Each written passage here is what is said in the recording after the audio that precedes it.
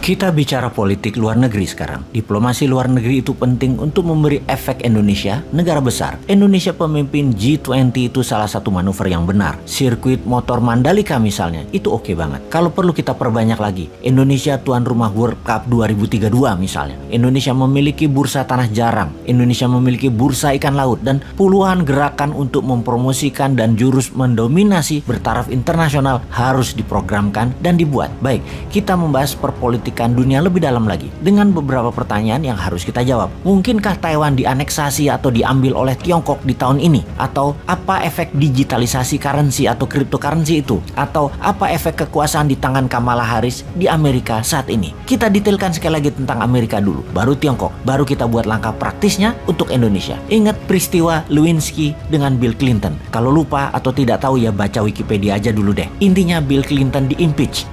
Pencopotan jabatan Bill Clinton itu gagal, tetapi kekuasaan Bill Clinton dicopot. Clinton tetap presiden, namun semua administratif White House ada di Al Gore, wakil presiden yang men-sign semua tugas-tugas negara. Biden saat ini sama, secara administratif Kamala Harris yang sign. Apa Biden diimpeach? Bukan. Kali ini beda lagi. Yang mau diserang adalah Kamalanya. Makanya dinaikkan jabatannya karena di Amerika tidak ada mengimpeach wakil presiden, yang ada mengimpeach presiden. Jadi Kamala Harris dinaikkan itu tujuannya adalah Anda sendiri yang tahu jawabannya. Jadi bisa dikatakan sampai akhir jabatan 2024 nanti, presiden dan wakil presiden Amerika akan mandul. Goyangan politik dalam negeri Amerika saat ini adalah terburuk dalam sejarah Amerika yang akan panjang dan berdampak sistemik. Kamala Harris saat ini jadi bulan-bulanannya politik di Amerika. Dia itu sangat bodoh, bisa dikatakan begitu, untuk layak jadi wakil presiden Amerika. Sangat bodoh, makanya harus dibuang atau dikucilkan kekuatannya. Itu pendapat banyak politikus di Amerika. Amerika lagi mau membuang Kamala Harris. Bayangkan,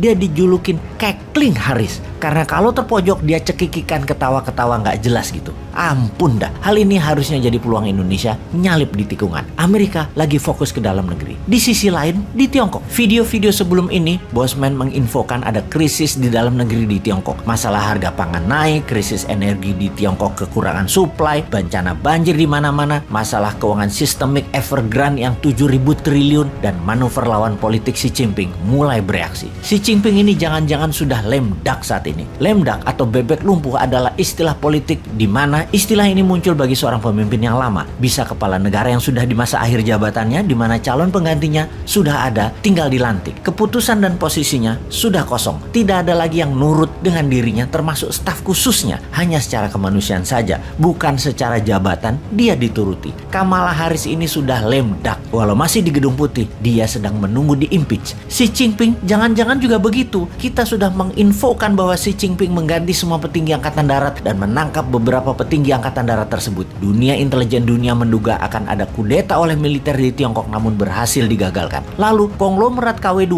banyak yang meninggalkan Tiongkok pindah ke Singapura, Hong Kong, dan Amerika. Ada lebih 1.000 keluarga konglomerat Tiongkok KW2 pindah ke Singapura saat ini. Anda sahabat, kalau mau membeli Rolls Royce tidak akan tersedia, harus inden sampai 2 tahun karena semua dipesan konglo-konglo KW2 Tiongkok yang pindah ke Singapura. Mengapa mereka pindah? Mereka tertekan dengan kebijakan Xi Jinping. Secara politik, mentornya Xi Jinping yaitu Jiang Zemin dan rival beratnya Xi Jinping yaitu kelompok Hu Jintao mulai kasak-kusuk manuver di Politbiro PKC Partai Komunis Cina. Jadi kalau kita sederhanakan, ada 2 kelompok ekonomi besar di Tiongkok. BUMN Tiongkok kaki tangan organiknya PKC di bawah kendali Xi Jinping dan kelompok pro Jiang Zemin swasta KW2 dan KW3-nya Tiongkok. Alibaba, Jack Ma adalah bagian dari Jiang Zemin, bagian dari Hu Jintao yang disikat sama Xi Jinping. Terdiam kawan kita itu sekarang. Kasian ya, istri Jack Ma saat ini beli 2 kapling di Marina Singapura dan mulai membangun rumah senilai $70 juta di sana. Larilah kawan kita itu satu ke Singapura juga. Goncang ini Tiongkok di dalam negerinya. Karena itu dialihkan isu dalam negerinya dengan akan menyerbu Taiwan. Jujur, kita dapat simpulkan, tidak akan diserang itu Taiwan. Ini hanya lip service propaganda Tiongkok. Kita Indonesia bagaimana? Sini, kasih new mind, kita susul keduanya Tiongkok dan Amerika itu.